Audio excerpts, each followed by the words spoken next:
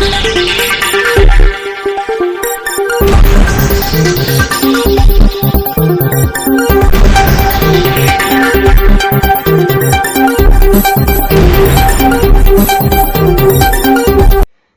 દર્શક મિત્રો, શિનોર સમાચારમાં આપ સૌનું હાર્દિક સ્વાગત છે। વડોદરા શહેર પીસીબીએ બાતમીના આધારે આજવા રોડ કમલાનગર તળાવ પાસે આવેલ હોટલ કે મેક્સમાં હાર જીતનો જુગાર રમતા 8 ઇસમોને ઝડપી આગળની કાયદેસરની કાર્યવાહી હાથ ધરી છે।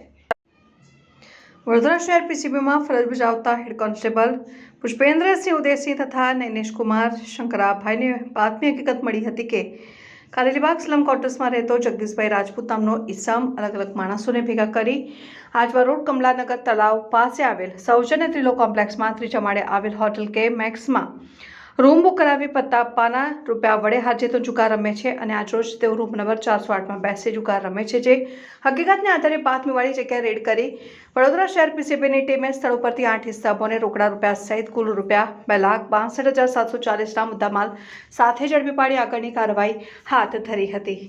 બ્યુરો રિપોર્ટ, શિનોર સમાચાર ન્યૂઝ, વડોદરા।